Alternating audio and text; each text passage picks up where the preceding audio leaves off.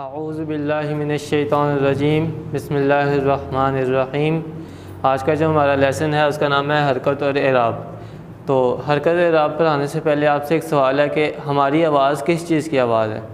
ظاہر سی بات ہے، کوئی کہے گا ہماری آواز گلے کی آواز ہے، کوئی کہے گا ہماری آواز دل کی آواز ہے، کوئی کہے گا زبان کی آواز ہے، کوئی کہے گا ہونٹوں کی آواز ہے۔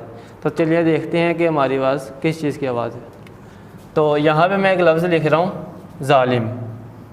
ایک اردو کا عام سا لفظ ہے جو کہ ایک چھوٹی سی کلاس کا لڑکا بھی پڑھ سکتا ہے۔ تو جب میں کسی اسٹوڈنٹ کو کہوں گا کہ اس پہ اعراب لگاؤ تو وہ کیا کرے گا؟ ذات کے اوپر زبر لگائے گا، لام کے نیچے زیر اور میم کے اوپر جزم۔ میں نے اس کو کہا تھا کہ اس پہ اعراب لگاؤ، جبکہ اس نے اس کو آواز دی اور اس پہ حرکات لگائی۔ اب یہاں سے ہمیں پتہ چلا کہ ہماری آواز حرکت کی آواز ہے، کہ زبر کی آواز آ کی آواز، زیر کی آواز ای کی آواز اور پیش کی آواز او کی آواز آتی ہے۔ تو ہم نے اس کو کہا تھا اعراب لگاؤ، اس نے حرکات لگا دی۔ ایسا کیوں ہوا؟ کیونکہ اردو میں حرکت اور اعراب دو اصطلاحات کو ایک ہی سمجھا جاتا ہے، جبکہ عربی میں یہ دونوں مختلف ہیں۔ اب حرکت سے کیا مراد ہے؟ حرکت ہماری آواز ہے جس سے ہم قرآن مجید پڑھتے ہیں۔ اب اس میں ایک بات آتی ہے کہ قرآن مجید کو ہم حرکات کے بغیر نہیں پڑھ سکتے۔ کوئی سوال کرتا ہے کہ عربی لوگ جو ہیں وہ تو قرآن مجید کو بغیر حرکات کے پڑھتے ہیں۔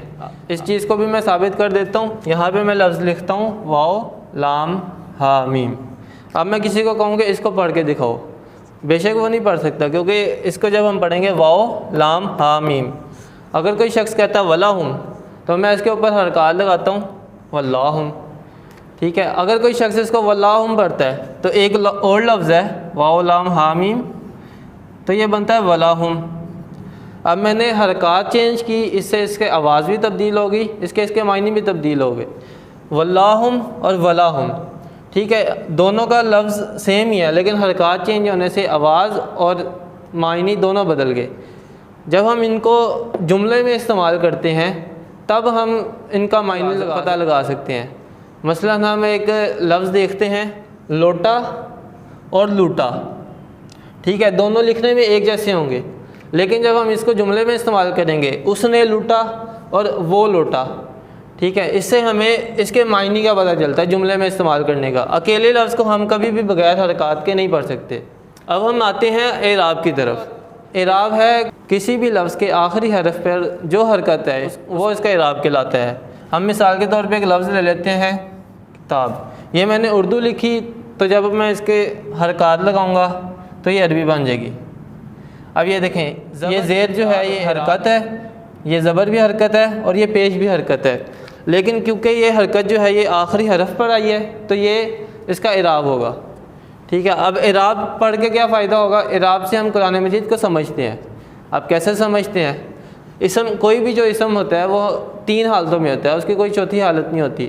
یا تو وہ کام کرنے والا ہوگا جس کو ہم فاعلی حالت کہتے ہیں، یا اس پہ کام واقع ہو رہا ہوگا جس کو ہم مفعولی حالت کہتے ہیں، یا وہ دو اسموں کا آپس میں تعلق بیان ہو رہا ہوگا جس کو اضافی حالت کہتے ہیں۔ تو ہم یہ دیکھتے ہیں کہ اردو میں جب ہم نے فاعل کو پہچان ہے نا، تو اس کا ہم پہچان دیکھتے ہیں، وہ ہے نے۔ ہم ایک جملہ دیکھتے ہیں کہ ہم کہتے ہیں حامد نے محمود کو مارا۔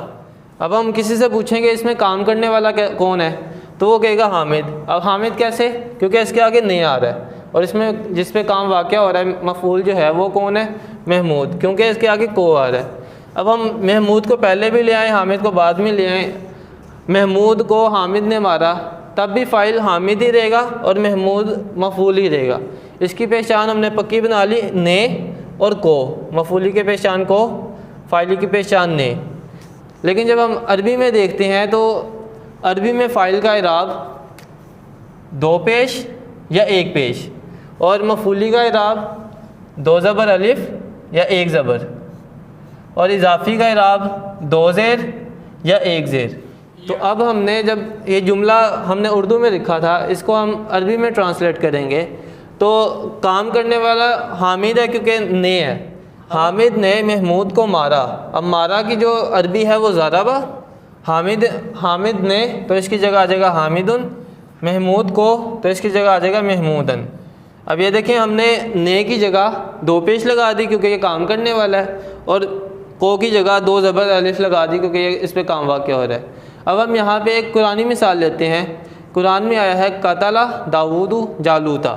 جب ہم اس کو اردو میں اس کا ترجمہ کریں گے تو قتل کا مطلب قتل کیا، داؤد، اب یہ دیکھیں یہ پیش ہے تو اس سے ہمیں پتہ چلتا ہے داؤد کام کرنے والا ہے، اور اردو میں ہم نے اس کی نشانی دیکھی تھی نہیں، تو ہم لکھ دیں گے داؤد نے۔ اب جالوتا اس پہ زبر آ رہی ہے تو ہمیں پتہ چلا یہ مفعولی ہے، اور مفعولی کی پہچان کو ہے، تو جالوت کو۔ اب قتل کا مطلب ہے قتل کیا۔ اب یہاں ہم نے سمپل سے ایک کلیے سے ہم نے ایک آیت کا ترجمہ کر لیا۔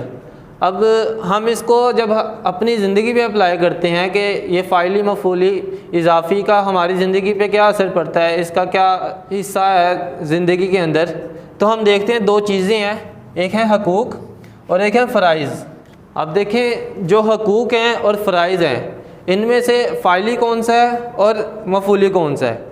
ہم آج کے دور میں دیکھتے ہیں کہ ہر شخص جو ہے وہ اپنے حقوق مانگ رہا ہوتا ہے جبکہ وہ فرض ادا نہیں کرتا، ٹھیک ہے، جب تک ہم فرض ادا نہیں کرتے تب تک ہمیں حقوق نہیں مل سکتے۔ اسی طرح یہ جو ہم نے فاعلی مفعولی اضافی حالت پڑھا تو اس میں جو ہے مفعول جو ہے اس کی زیادہ اہمیت ہے کہ جب تک مفعول نہیں ہوگا تب تک کام نہیں واقع ہو سکتا ہے، کیونکہ جس کے اوپر کام واقع ہونا ہے اگر وہ موجود نہ ہو، مثلا میں قلم سے لکھ رہا ہوں، اگر قلم ہی موجود نہ ہو تو میں لکھوں گا کیسے؟ تو اسی طرح جو فرائض ہیں وہ مفعولی ہے اور جو حقوق ہیں وہ فاعلی ہیں، کہ جب تک ہم فرائض ادا نہیں کرتے تب تک ہمیں حقوق نہیں مل سکتے۔ جزاک اللہ۔